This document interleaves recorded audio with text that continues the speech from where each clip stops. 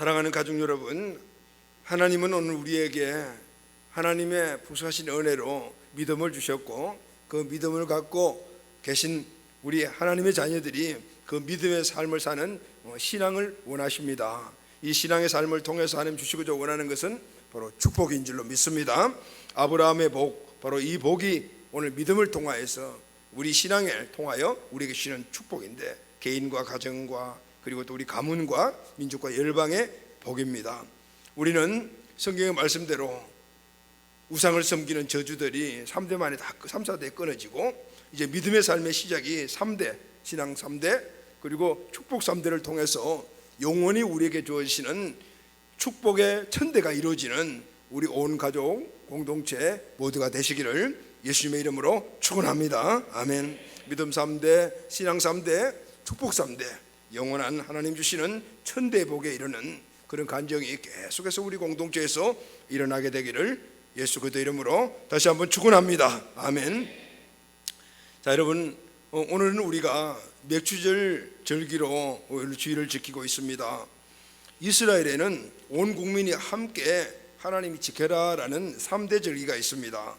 출애굽기 23장 17절 말씀을 보면 너희 모든 남자는 매년 3번씩 주 여호와께 보일지니라 이렇게 말씀하셨습니다.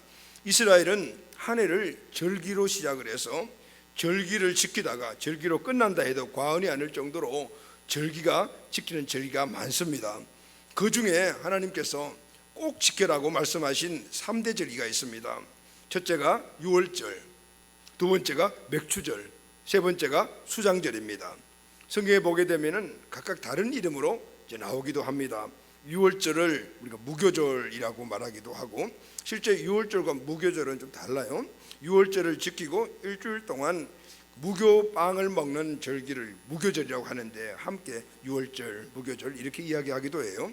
그리고 맥주절입니다. 맥주절은 보리와 밀이 참 추수되는 절기이기 때문에 초실절이라고도 말하고, 또 칠칠절이라고 말합니다.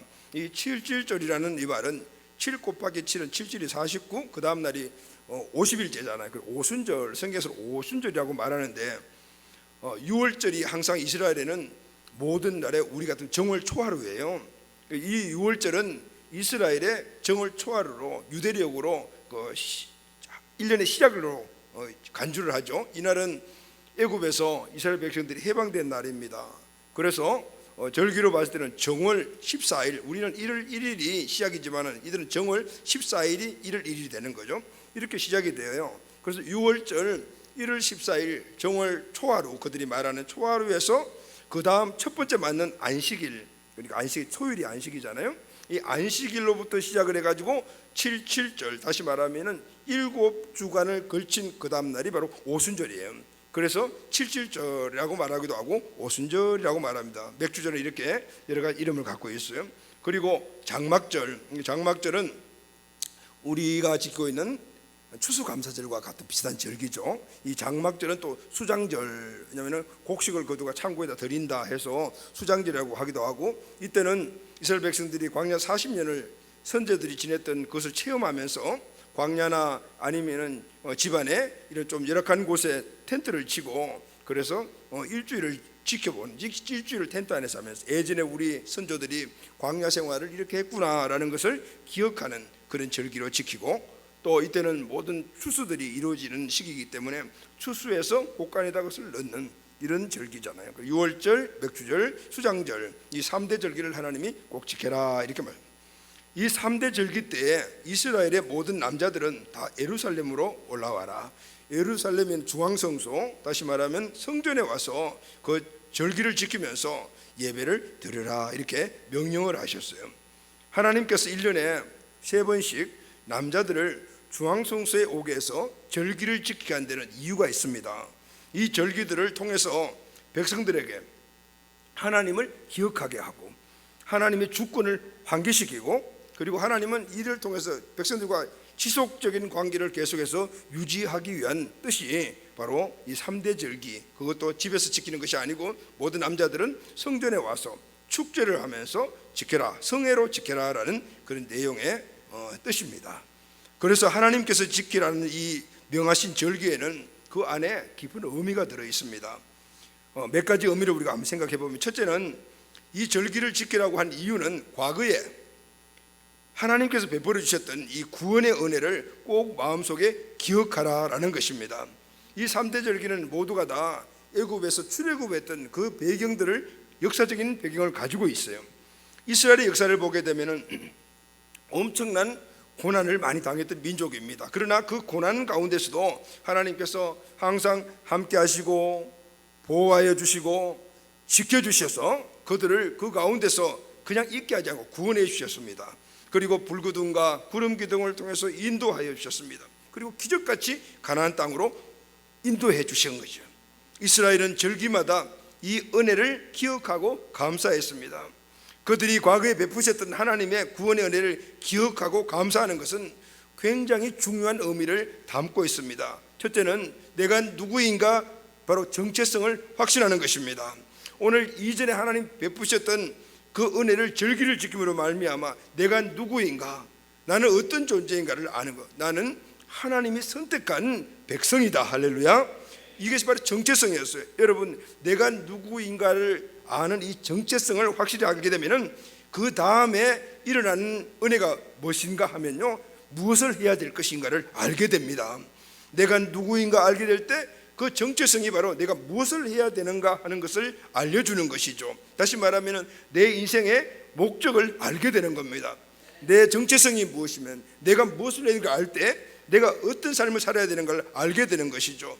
우리는 하나님의 선택받은 백성이다. 그러면 우리 하나님께서 우리에게 명하시는 그 영광된 삶을 살아야 한다. 이것을 계속해서 확신하고 감사하며 그렇게 지키는 것이 바로 절기에 하나님의 주신 뜻이었어요. 그리고 또 하나가 있습니다. 그들이 함께 모이지 않습니까? 함께 모이니까 우리는 하나다라는 거죠. 우리는 똑같이 같은 정체성을 가지고 같은 일을 해야 될 하나구나라는 것을 알게 되죠. 우리 모두가 다 하나님의 백성이구나. 하나님이 우리에게 주신 그 일을 우리가 함께 이루고 가야 되겠구나. 이것을 알게 하는 것이 바로 절기의 하나님의 목적이었어요. 그래서 그들은 함께 모여 성회로 이 절기를 지켜라라고 말씀하신 겁니다. 두 번째는 과거에 대한 부분들을 알고 이 감사의 은혜를 우리가 지키는 것이 바로 이 감사 절기라면, 또 하나는, 두 번째는 현재에도 계속 섭리하시는 하나님을 기억하라라는 것입니다. 하나님께서는 친히 구원하신 백성을 절대로 그냥 버려두시지 않으십니다. 계속 돌봐주십니다. 하나님은 어제나 오늘이나 영원토록 변함없는 분이시기 때문입니다. 하나님은 신실하신 분이시기 때문입니다. 하나님 지금도 우리를 보호해 주신다. 바로 절기 안에 들어있는 하나님이 주신 메시지죠. 세 번째는 하나님이 과거에도 인도해 주셔가지고 오늘 오게 만드시고 지금도 나를 인도하여 주시는 것이 분명한 사실이라면 내일도 그 다음 날도 미래도 분명하게 인도하시고 보호하여 주실 것이다. 아멘. 이 믿음과 소망과 확신이 생기는 것이 바로 이 절기를 지키는 또 하나의 목적이었던 것입니다. 이렇게 해서 이스라엘 백성들은 3대 절기를 지키면서 그 절기 속에 담겨진 이 역사적인 배경을 도주신 하나님의 축복을 계속해서 잊지 않고 1년 내내 머릿속에 간직하고 그 삶을 사는 이런 의미를 주는 것이 바로 3대 절기에 하나님 주시는 메시지 안에 들은 축복이었다는 것입니다. 이렇게 이스라엘의 절기는 과거, 현재, 미래가 한 장소, 한 시간대에 모든 세대가 함께 만나 조화를 이루면서, 그러니까 이스라엘에게는 이 절기를 지키는 것이 엄청난 큰 은혜가 되었던 것입니다. 여러분, 이런 의미에서도 오늘 우리가 드리고 있는 이 예배에도 굉장히 중요한 의미가 있습니다. 여러 가지 많은 은혜 방편이 예배지만은 특별히 오늘 이 맥주절에 주는 의미는 더 큰 것이죠. 예배가 우리에게 주는 은혜 가운데 하나가 과거에 역사하신 하나님께서 지금도 역사하시고 계시기 때문에 미래도 내일도 분명히 우리를 인도하시고 동일한 은혜의 역사하심이 있다라는 것을 믿게 하는 그 장소가 예배 장소입니다. 할렐루야. 어떻게 이루어지는 것이죠? 바로 말씀을 통해서, 오늘 또 기도를 통해서, 기도 안에 보면 개인의 간증이 들어있잖아요. 그리고 또 함께 모여 일주일 동안 지냈던 일들을 서로 나누고, 이런 과정을 통해서 하나님이 아무개와 함께 했구나, 또 아무개와 함께 했구나, 그러니 나도 함께 하실겠구나, 오늘 한 주간 동안 어렵고 힘들더라도 다른 사람들의 이런 감정, 그 사람의 과거, 현재 이 모습들을 우리가 듣고 보고 함께 나누면서 내 삶은 똑같다. 왜냐하면 정체성이 같으니까, 똑같은 하나님의 백성이니까. 지금 내게 일어나지 않는 일이지만 이 사람에게 일어났다면 분명히 나에게도 일어날 것이다. 아멘. 이것이 바로 예배하고 모여서 교제하는, 바로 예배에 우리에게 주신 하나님의 큰 축복이 되는 줄로 믿습니다. 그것은 예배에 참석하지 않으면 얻지 못하는 축복입니다. 이스라엘 백성들이 예루살렘의 성전에 가서 온 나라들이 함께 모여 절기를 지키며 함께 나누고 교제하는 그 과정에 참석하지 않으면 이 은혜를 갖지 못하는 것, 동일한 그 모습들이 바로 예배 안에도 있게 된다는 거예요. 사랑하는 가족 여러분, 오늘은 맥주 감사주일로 우리가 지키고 있지 않습니까? 자, 어떤 분이 이런 말씀을 하셨습니다. 맥주절은 구약시대 농경사에 있던 시절에 밀보리 첫 수확한 열매를 하나님께 드린 절기인데 지금도 꼭 그 절기를 지켜야 합니까?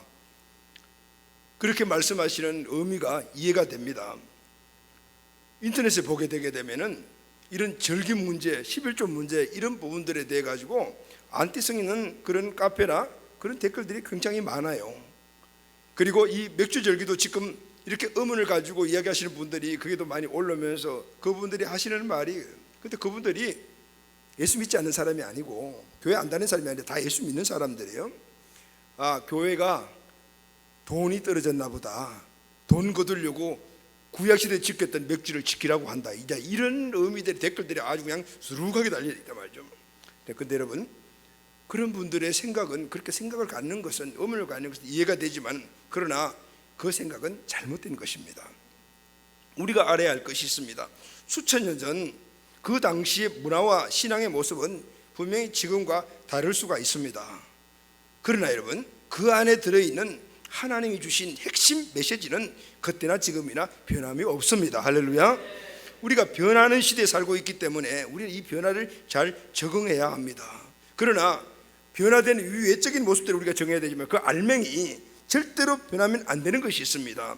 오늘 이것은 바로 불변의 원칙입니다. 변하면 안 되는 겁니다. 어느 시대를 막론하고 하나님께서 말씀하신 그 핵심적인 메시지, 이 본질은 꼭 지켜야 합니다. 하나님께서 오늘 예배하는 방법과 시대는, 우리가 하나님께 예배하는 방법과 시대는 시대에 따라서 변화될 수가 있습니다. 제가 어릴 때 처음 예배 드렸던 그 환경, 그때 그 모습, 지금과 예배 드리는 모습과 완전히 달라요. 달라도 많이 다릅니다. 그럼에도 불구하고 그때도 은혜가 있었고 지금도 은혜가 똑같이 있습니다. 하나님의 임재는 그때도 있었고 지금도 있는 것이죠. 그런데 여러분, 외적인 것들이 이렇게 바뀌었지만은, 그러나 오늘 핵심이 바뀌지 않았기 때문에 은혜는 똑같다, 그 말이에요. 그래서 여러분, 방법과 형식이 이 예배를 바꿀 수는 있지만은, 그러나 하나님께서 받으시는 신령과 진정으로 드리는 이 예배의 핵심은 천년 전이나 지금이나 미래에도 절대로 변할 수 없는 본질입니다. 할렐루야. 만약 이것이 바꿔진다면 우리 기독 존재 자체가 없어지는 거예요. 만약 이것이 우리 삶 가운데서 바뀌어지게 된다면 우리의 신앙에 영적인 대혼란이 와서 제대로 신앙생활을 할 수가 없습니다. 이 본질이 중요합니다. 우리는 지금 구약시대에 살고 있지 않습니다. 맞습니다. 그러나 구약시대에 맥주절이 주는 이 영적 의미, 하나님이 주시는 그 메시지, 핵심, 그 정신은 잊지 말고 우리 삶 가운데 적용하고 살아야 합니다. 할렐루야. 단순히 절기 헌금 한번 드리는 것을 위해서 우리가 맥주 절기를 지키는 것이 아닙니다. 맥주절이 주는 그 절기 안에 담겨진 하나님의 핵심 메시지, 그 메시지를 우리가 알고 그 메시지를 지키기 위해서 어떻게 회복하고 결단하고, 그리고 또 그 회복된 것을 우리 삶 가운데 적용하는 그런 결단이 있는 날이 바로 맥주절 절기에 준 교훈인 것입니다. 그게 뭘까요, 여러분? 감사정신입니다. 할렐루야. 감사정신. 믿음으로 사는 신앙생활을 간단하게 정의하면 여러분 어떤 삶이라고 정의하실까요? 믿음으로 사는 우리 신앙생활을 정의하면은 어떻게 정의할 수가 있을까요? 제가 한번 간추려서 여러분들에게 정의를 드리도록 하겠습니다. 우리가 믿음으로 살잖아요. 믿음으로 사는 삶이 뭔가, 그리고 믿음은 무엇이고, 그리고 믿음으로 사는 삶의 핵심이 뭔가는 이렇게 정의할 수가 있어요. 예수 그리스도의 십자가의 사랑으로 구원을 받고, 할렐루야, 아멘. 그리고 부활하신 예수님을 주인으로 모시고 사는 자는 바로 저와 여러분들입니다. 구원받은 사람들입니다. 어떤 삶을 살아가야 하는가? 자, 이제 구원 받았으니까 어떻게 살아가야 하는가? 구원의 은혜, 십자가의 은혜, 그리고 하나님이 나의 주인 되어 주신 그 은혜에 감사하는 삶을 살아야 될 줄로 믿습니다. 이게 바로 오늘 우리의 구원받은 우리 신앙의 삶의 모습인 거예요. 그렇다면은 이제 내 삶의 전 영역에서 우리가 항상 하나님께 감사하는 삶을 살아야 합니다.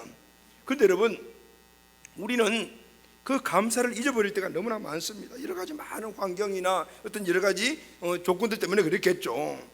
그래서 우리는 이 감사 정신을 회복해야 합니다. 감사 절기가 주는 바로 교훈이 이거예요.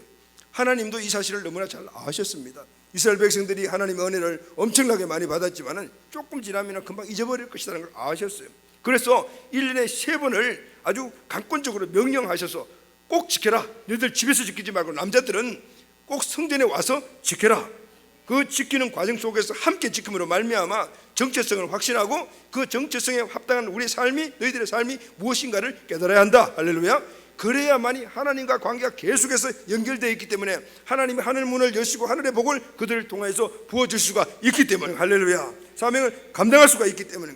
그래서 여러분, 오늘 우리 이 감사절기에는 1년 동안 우리가 살면서 이제 전반기가 딱 얘기잖아요. 그렇게 전반기 동안 살면서 정말 우리가 하나님께 우리의 신분의 그 본체적인 모습 속에서 감사하며 살았는가? 그러면 그렇게 살지 못하면 다시 회복하는 거. 할렐루야, 아멘. 하나님과 관계를 회복시키고, 그리고 그 회복을 통해서 다시 한 번 더 후반기는 하나님이 우리에게 풍성하신 은혜를 줄 것이다, 이 믿음의 결단을 일으키게 만드는 바로 그 의미가 감사절기인 거. 할렐루야, 아멘. 자, 오늘 2020년도 맥주를 감사절기에 이 은혜가 우리 개인과 우리 가정과 우리 모든 곳에서 회복되시기를 예수님의 이름으로 축원합니다. 자, 그럼 여러분, 맥주절의 정신을 우리가 한번 생각해요. 맥주절을 어떻게 지켜야 되는가?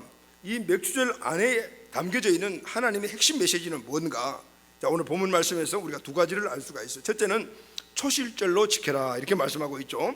22절 말씀을 보면은 77절 곧 맥주의 초실절을 지키고, 아까 말씀드렸잖아요. 맥주절, 7절 같은 말. 그리고 신약에 와서는 오순절도 똑같은 말이다 그랬죠. 그런데 맥주의 초실절을 지키라 그래요. 1년의 제일 첫 번째 이스라엘 사람들이 추수하는 것이 바로 보리밀이에요. 이 보리밀을 초실절, 처음 나는 것이기 때문에 하나님께 드리는 바로 감사절기가 바로 맥주절이다, 그 말입니다. 그런데 여기는 초실절이라는 말의 의미가 들어있어요. 초실절이라는 말은 첫 열매를 드리는 절기다라는 뜻입니다. 여러분, 7주절은 어떻게 지킨다고 아까 말씀드렸죠. 6월절, 지난 첫 안식일을 기준으로 해가지고 49일 50일째, 바로 이것이 초실절, 그리고 또 맥주절, 신약에 와서는 오순절이라고 그렇게 이야기했죠. 자, 그러면은 이 맥주절의 첫 번째 핵심 메시지가 뭐냐면 초실절의 메시지입니다. 초실절이거든요. 맥주절은 처음 익은 첫 번째 곡식 열매인 밀과 보리를 하나님께 드리는 날이에요. 이스라엘 백성들은 처음 거둔 곡식을 어깨에 메고, 그리고 노래를 부르면서 성 안에 들어가서 감사절 주고 성전에 올라가서 감사절을 드렸어요. 맥주절의 의미 중 하나가 첫 열매를 주신 하나님께 감사하는 마음을 드리는 거예요. 하나님이 첫 열매를 주셨기 때문에 감사하는 마음으로 그 열매를 하나님께 전부 드리는 거예요. 오늘 우리 현대인들은 감사의 부재 속에 살고 있다 해도 과언이 아닙니다. 어떤 분은 감사 실종 정권 시대에 우리가 살아가고 있다, 이렇게. 왜 그럴까요? 많은 이유가 있습니다. 그 중에 하나를 꼽으면 우리의 바쁜 삶 때문입니다. 현대는 몸도 바쁘고 마음도 바쁘고 여유도 없고 다 그래요. 특별한 일에 매달려 있습니다. 그러니 여유가 없습니다. 삶의 여유에 대해서는 생각할 시간도 없는, 별로 없는 그런 정말 바쁜 삶을 사는 사람들이 우리 현대는 치열한 경쟁 사회 속에 있기 때문입니다. 그래서 감사해야 된다라는 사실을 알지만은 잊어버리고, 또 환경이 그렇지 못하니까 하지 않는 이런 삶을 살죠. 그러니 그렇지 않나 하더라도 자녀들이 부모에 대해서 감사하는 마음이 식어져 가고 있습니다. 학생들은 스승에게 감사할 줄 모릅니다. 회사원들은 회사에 대해서도 감사할 줄 모릅니다. 성도들도 하나님의 은혜에 대해서 감사할 줄 모르고, 교회가 우리에게 주시는 여러 가지 많은 은혜들이 있는데 거기에도 감사할 줄 모릅니다. 이 감사의 정신을 회복하는 것이 바로 감사절기에 우리에게 주신 은혜입니다. 자, 그럼 여러분, 초실절, 첫 열매를 드린다는 의미는, 그 안에 담겨진 메시지는 뭘까요? 이 말씀은 초실절 첫 열매를 드린다는 말은 온전한 것을 하나님께 드린다. 곡식의 첫 열매는 모든 것들을 대표하는, 나의 모든 것을 다 하나님의 것이다. 다시 말하면 하나님의 것으로 인정한다라는 것이죠. 무슨 뜻이죠, 여러분? 노드십을 이야기합니다. 노드십은 하나님이 나의 주인이시다는, 할렐루야, 하나님이 나의 주인이시다는, 여러분, 이 하나님이 나의 주인이시다는 이 믿음에 의해서 우리가 신앙의 근간을 갖는 거잖아요. 살아가는 거죠. 그래서 여러분, 믿음의 본질이 뭐냐면은 예수님이 오늘 구원자이시며 나의 주인이시다는, 할렐루야, 아멘. 하나님이 우리의 공급자시고 나의 주인이시다는 것. 우리는 하나님이 공급자이심을 말할 때는 아멘 아멘 이야기합니다. 그러나 하나님이 나의 주인이신다 하면 예 이렇게 해요. 예수님이 우리에게 구원자시다고 했을 때는 아멘 아멘 합니다. 너무 감사하고 십자가에서 나를 대신 죽으셔 구원 받았으니. 근데 그분이 여러분의 주인이 되시다 할 때는 그냥 아멘이 잘 나오지 않는 거예요. 왜냐하면 그분이 주인이시라면 오늘 그분의 말을 내가 따라가야 되기 때문에. 근데 여러분, 첫 열매 초실절의 열매의 의미는 바로 이 모든 열매들이 하나님이 나에게 주신 것이다. 그래서 이건 하나님의 것입니다라는 우리의 그 믿음, 신앙의 결과로 하나님께 그걸 드리는 거예요. 할렐루야, 아멘. 하나님은 왜 드리라 그랬겠어요? 우리의 갖고 있는 그 주권적인 하나님의 그 믿음을 알아보시기 위해서 우리에게 드리라 그랬단 말이에요. 내 모든 소유가 하나님의 것인 것을 인정하는 것이 초실절의 의미예요. 그리고 하나님께 모든 걸 맡기는 거예요. 자, 예를 들어서 이런 이야기입니다. 어떤 성도가 새로운 사업을 시작하려고 합니다. 자금이 필요합니다. 이곳저곳 자금을 빌려 은행에도 바로 재정을 마련했습니다. 사업을 시작하게 되면 얼마 동안 매우 힘든 생활을 하게 됩니다. 첫째 달 수입이 적들 만큼 생겼습니다. 자, 여러분, 이렇게 해서 첫째 달 수입이 생기면 여러분 어떻게 하시죠? 대부분 가장 시급한 문제는 빚 갚는 거다. 그래서 빨리 빚 갚고, 그리고 좀 여유가 있으면은 그동안 외식도 못했고 하고 싶은 것도 못했으니까 같이 외식도 좀 하고 필요한 것도 사고 또 사업에 제수도 하고, 남으면은 그걸 다 해려보고 남으면은 감상금 좀 하고 없으면은 다음에 하지 뭐, 이렇게. 이게 보통 신앙생활하는 사람들의 이 믿음의 삶을 살아가야 되는 사람들의 이 신앙의 태도들입니다. 근데 여러분, 하나님은 그 수입을 하나님께 다 드리라고 해요. 그런데 이 첫 수입을 다 드리면 내가 설 게 없습니다. 생활비도 없는데요, 다음 수입이 들어올 때까지 굶어야 되는데, 사업을 하기 전보다 더 힘든 상태가 되는데요. 그래서 이런 경우 대부분의 성도들은 다음에 생기는 수입부터 하나님 철저하게 드리겠습니다 라고 생각을 하고 미뤄버려요. 자, 이스라엘 백성들이 하나님의 은혜로 가나안 땅에 들어갔습니다. 그러자 광야에서 먹던 만나가 딱 멈춰버렸어요. 이제 먹을 게 하나도 없어요. 이제 농사를 지어야 돼요. 그럼 농사를 지는 1년 동안 어떻게 해요? 하나님이 가나안 땅으로 그들을 인도해 주셨기 때문에 너희들이 심고 뿌린 그런 결과에 의해서 먹는 것이 아니고 이미 가나안 땅 사람들이 뿌려놓고 만든 것에서 나온 열매를 먹을 것이라고. 할렐루야. 너희들 들어갔으니까, 너희들 안 먹으니까 그냥 굶으라, 이렇게 말씀하자는 거예요. 자, 그리고 그들이 씨앗을 뿌렸어요. 1년이 지났어요. 이제 열매가 많이 졌어요. 근데 열매를 다 드리라고 그러는 거예요. 그럼 뭘 먹고 살아요? 그런데 하나님께서 1년 동안 먹을 것도 없는데도 다 드리라. 이제 굶어야 되는 거예요. 쫄딱 1년 동안 굶어야 되네. 자, 여러분, 하나님께서 이런 이스라엘 상황을 아실까요? 모르실까요? 너무나 잘 알고 계십니다. 그럼에도 불구하고 이렇게 말씀하신 이유가 뭘까요? 굶지 않고 풍성하게 사는 법을 가르쳐 주시는 거예요. 그게 뭐냐면은 우리 생각했을 때는 다 드리면 굶는데, 그런데 하나님은 달리 말씀하는, 너희들이 다 드리면은 다 풍성한, 이것보다 더 풍성한 삶을 살게 될 것이다 라는 거예요. 우리 생각과 전혀 다른 말씀을 하시는 거예요. 다시 말하면 이 의미가 무엇인가 하면요, 하나님께 모든 것을 맡기는 믿음을 너희들이 가져야 된다는 것이 하나님의 이 초실절의 핵심 메시지예요. 모든 것을 다 하나님께 맡기라는 거예요. 그런데 여러분, 성경을 보게 되면 이스라엘 백성들이 초실절 열매를 출애굽에서 가나안 땅에 들어가 1년 후에 난 열매를 다 드렸다고 해서 그들이 굶어 죽었다라는 기록이 있어요, 없어요? 없어요. 하나님은 그의 백성들을 굶겨 죽이려고 다 드리는 것이 아니고 이 과정을 통해서 내가 너희들의 주인이다, 너희들이 그 믿음을 가지고 앞으로 살아가야 한다, 그래야만이 더 많은 풍성한 은혜도 내가 너희들에게 보여줄 수 있다. 오늘 이것을 그들에게 훈련시키시는 거예요. 할렐루야, 아멘. 이런 말이에요. 너희들이 나에게 맡기면은 내가 너희들의 삶을 책임져 주겠다. 근데 맡기지 않으면 내가 책임질 수가 없다라는 것이죠. 여러분, 찜질방에 가서 기중품을 맡기십시오. 맡기면 책임지고 안 맡기면 책임 안 집니다라고 딱 써져 있잖아요. 동일한 거죠. 하나님께 맡기면 하나님이 책임져 주시겠다는 거예요. 이 말씀은 너희가 아무리 스스로 힘으로 살아가고 책임지려고 해도 너희들에게 한계가 있다. 하나님인 그 모든 것들에 전능한 하나님이 내가 책임지는 것이 너희에게 있어서 최고의 축복이다. 할렐루야, 아멘. 바로 이 말씀이 맥주절 안에 담긴 것이 초실절에 담긴 정신인 거예요. 첫 열매를 다 드린 이스라엘이 굶어 죽었나요? 아니요. 그들은 점점 더 풍성한 삶을 사는 은혜를 잊게 되었습니다.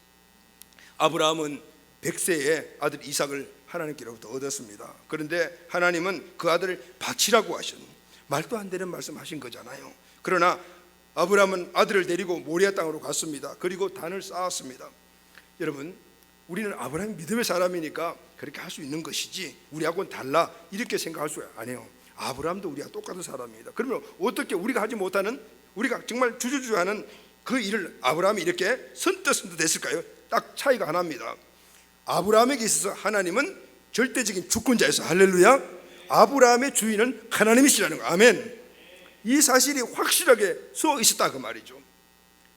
나의 하나님은, 나의 주인은 하나님이시다. 나는 그럼 누구죠? 나는 종이다라는 것이죠. 아브라함은 하나님의 자기는 종이라는 사실을 확실히 알았어요. 여러분, 종은 주인의 말에 절대 순종입니다. 종의 재산은 없어요. 그게 주인 것이에요. 그러니 이 아들도 내 아들이 아니고 하나님의 것이다. 그래서 하나님께서 제물로 바쳐냈을 때 조금 더 주저 없이 아멘 하고 그 일을 감당했던 거예요. 그런데 여러분, 종이 주인에게 순종하면은 그 종의 모든 삶은 주인이 책임져 줍니다. 할렐루야 하면.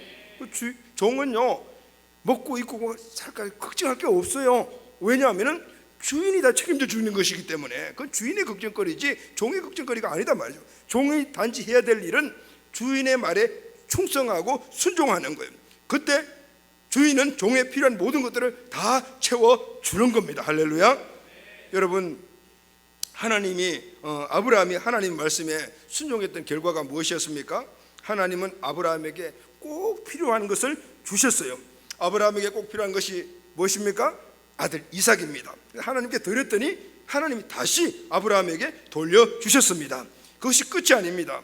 아브라함을 모든 민족의 복의 근원이 되게 하여 주셨습니다. 아멘. 좋으신 주인의 바로 풍성하신 주신 은혜의 모습인 거죠.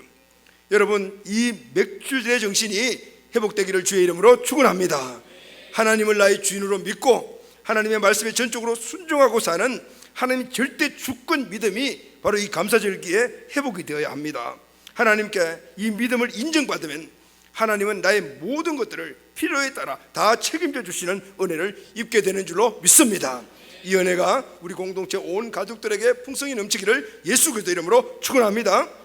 첫 번째는 이 초시의 의미가 바로 그거였습니다. 두 번째는 성령 강림절로 지켜라 그랬어요.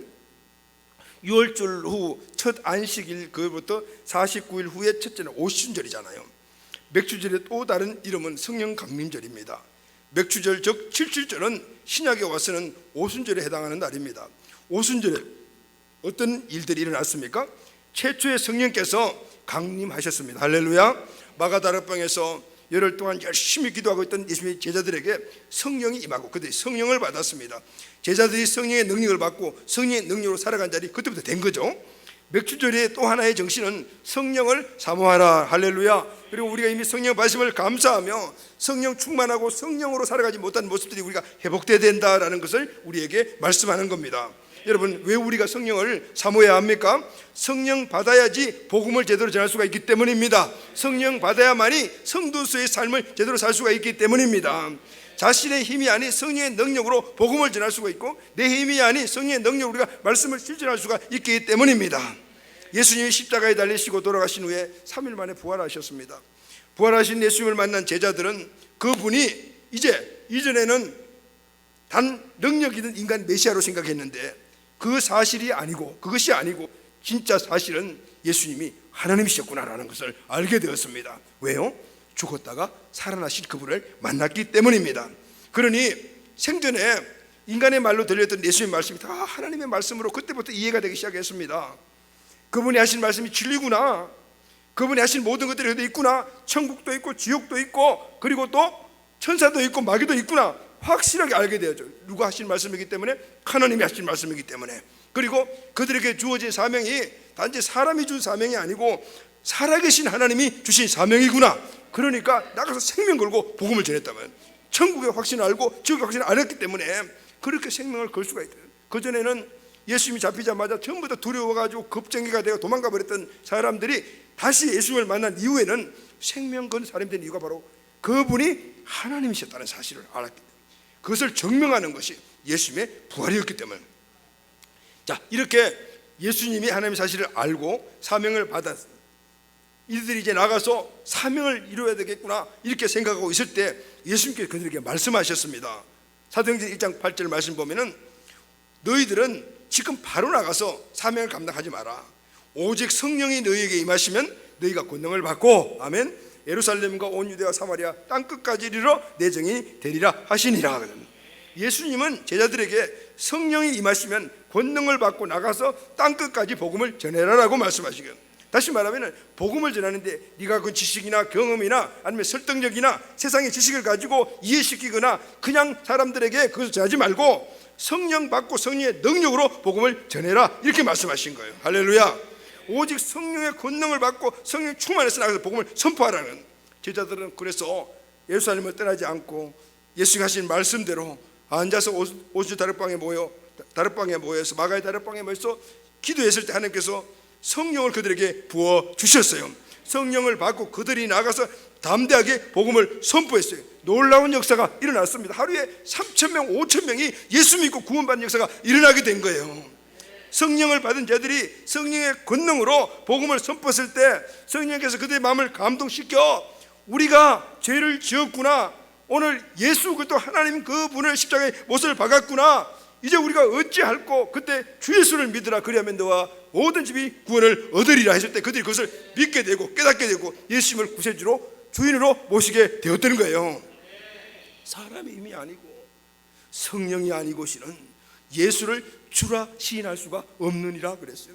아무리 우리가 신앙적 지식을 갖고 있고 언변에 달변에 그런 사람이 하더라도 그것을 가지고 사람들을 변화시킬 수가 없어요. 성령의 능력이야만이 사람을 변화시킬 수가 있단 말이에요. 예수를 주라고 말할 수 있는 것은 성령이 가르쳐 주시고 깨닫게 해주시고 말씀하지 않으면 절대 우리 입으로는 할 수가 없다 그 말이에요. 여러분, 누가 세상을 변화시킵니까?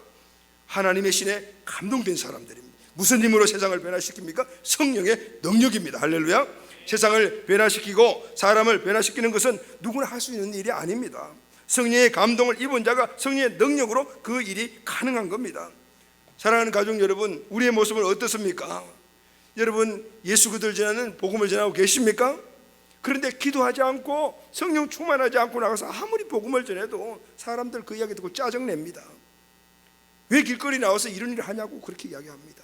그러나 성령 충만해서 오늘 성령의 권능으로 복음을 전하게 되면 그 사람들의 눈빛이 달라집니다. 우리는 나가서 복음을 전할 때 수없이 많은 그런 경험을 합니다. 제자대학 하는 훈련생들은 역전에 나가서 전철을 타고 복음을 전합니다. 가서 예수 믿으라고만 하는 게 아니고 앉아가 옆에서 영접을 시킵니다. 그런데 확연하게 나타나는 두 가지의 모습들이 있습니다. 한 주간 내내 기도 열심히 하고 성령 충만한 사람들은 가자마자 사람들에게 영접해가지고 명단을 따오는데 끝까지 못하는 사람들 물어보면은 지난 한 주간 동안 영성생활을 좀 삐리하게 했어요. 대부분의 공통대답입니다. 누가 세상을 변화시킵니까? 바로 성령에 감동된 사람이에요. 성령에 충만한 사람이 성령의 능력으로 사람을 변화시키고 환경을 변화시키고 그리고 또 세상을 변화시키는 줄로 믿습니다. 여러분, 내가 몸담고 있는 환경에서 여러분들이 변화를 주도하고 있는 그 주인공이십니까? 아니면 환경에 내가 동화되어 가고 있지 않습니까? 세상을 변화시키고 환경을 변화시키고 있는 원리는 딱 하나입니다. 내가 성령에 충만한 사람이 먼저 돼야 될 줄로 믿습니다. 그리고 충만함으로 선포하게 될 때 사람이 변화되고 환경이 변화되는 역사가 그곳에서 성령의 능력으로 일어나게 되는 겁니다. 주님은 제자들이 세상을 변화시키고 세상에 영향력을 풀어놓는 자들이 되기를 원하셨습니다. 그래서 제자들에게 성령 받고 세상으로 가거라 그렇게 말씀하죠. 주님은 지금 우리를 통해서 이 시대를 변화시키시고 다스리고 정복해 나가라고 하십니다. 그래서 우리는 성령의 사람이 되어야 합니다. 매일매일 성령의 권능을 입어야 합니다. 성령 충만해야 합니다. 아멘. 맥주절의 또 하나의 의미가 바로 이거 초실절, 오순절이 우리 주는 축복의 원리입니다. 회복되고 감사하는 삶이 있기를 주의 이름으로 축원합니다. 이제 마지막으로요, 맥주절 절기를 잘 지키게 되면 하나님은 어떤 은혜 복을 우리에게 주시는가. 영국의 성경 주석가인 매튜 헤일리 목사님, 유명하신 분이 감사에 대해서 이런 말씀을 했습니다. 감사란 수학에서 더하기와 같다. 모든 것에 감사하면 하나님이 거기에 축복을 더하여 주신다.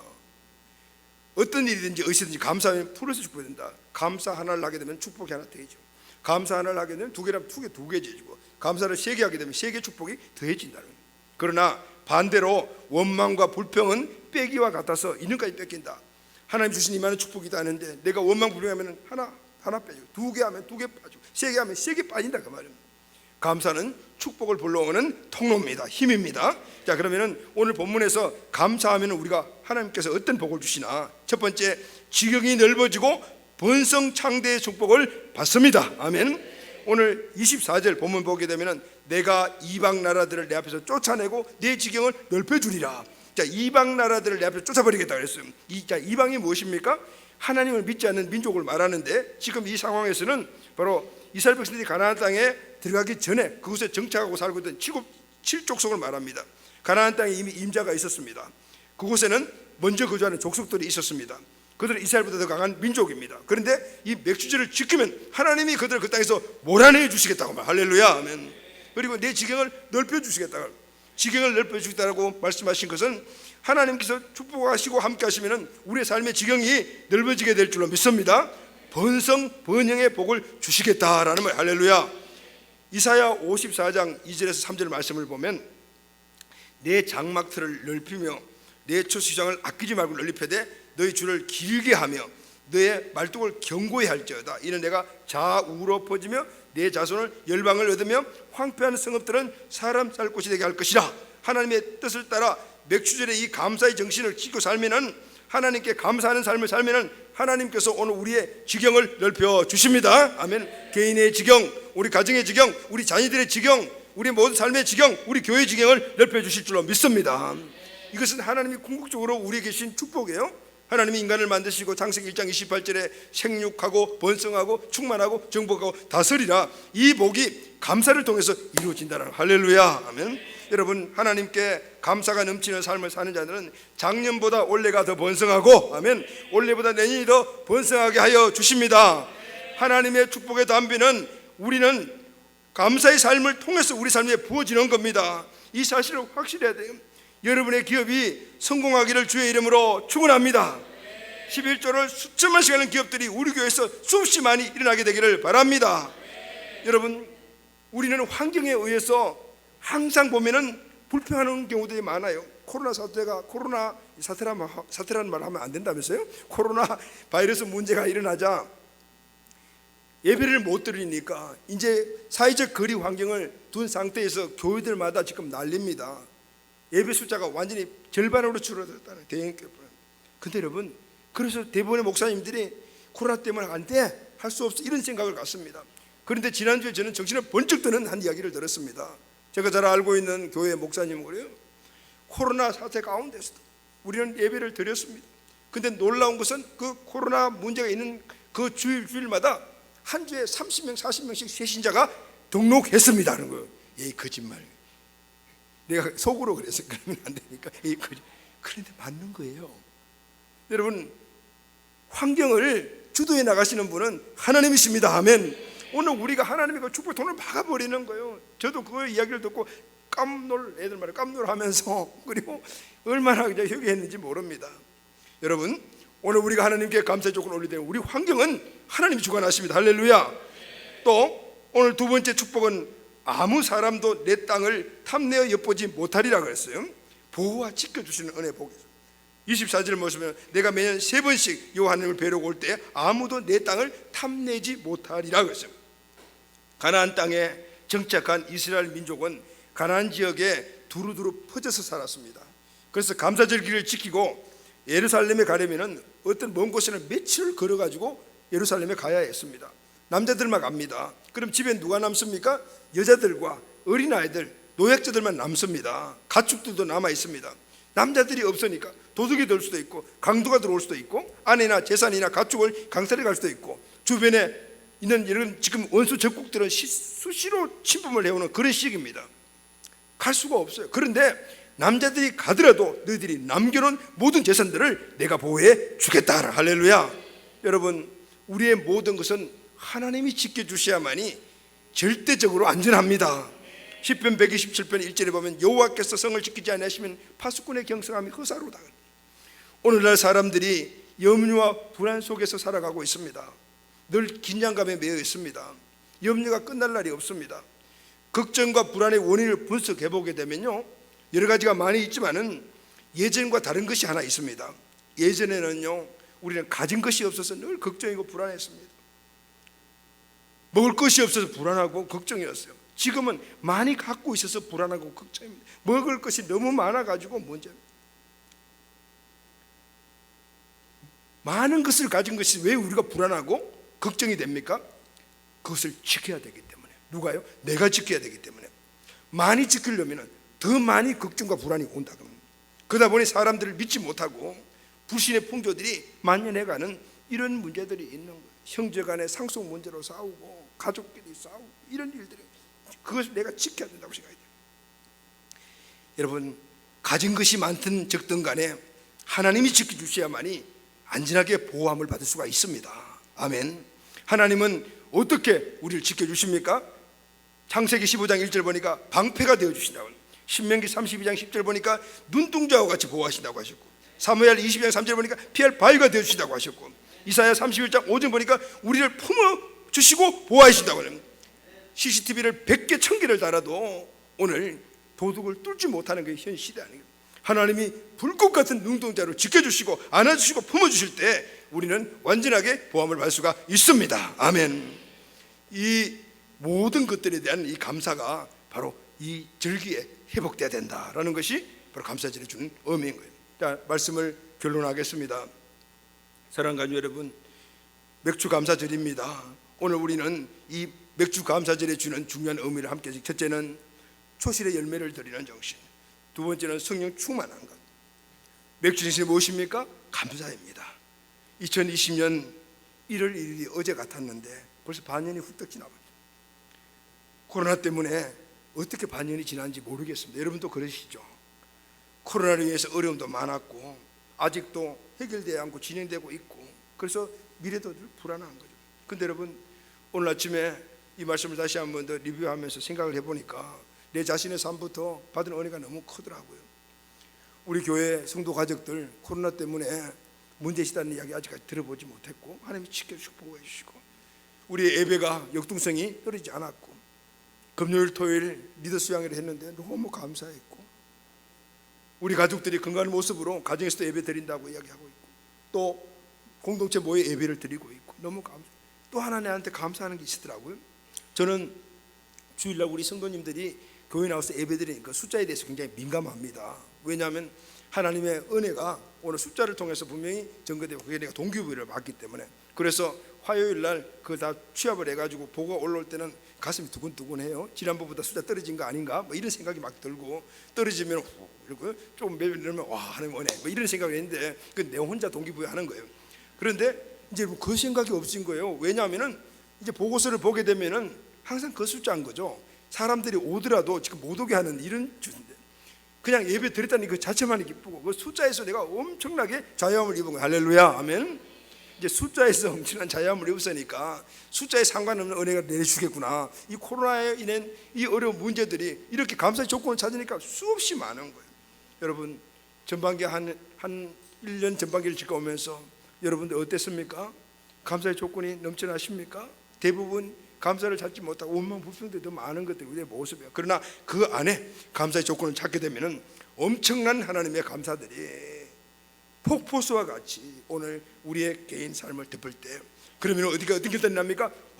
내일은 잘 되겠구나. 할렐루야. 하나님 함께 하시니까 후반기는 더 잘 되겠구나. 아멘. 그리고 내년은 더 잘 되겠구나. 아멘. 하나님이 보호하시고 인도하시고 여기까지 오게 하셨으니 분명히 내일도 다음 달도 후반기도 내년은 더 풍성한 삶으로 인도하여 주시겠구나. 그러니까 더 감사가 막 넘치는 거예요. 감사가 하나 더해졌죠? 축복도 하나 더해진 줄로 믿습니다. 아멘.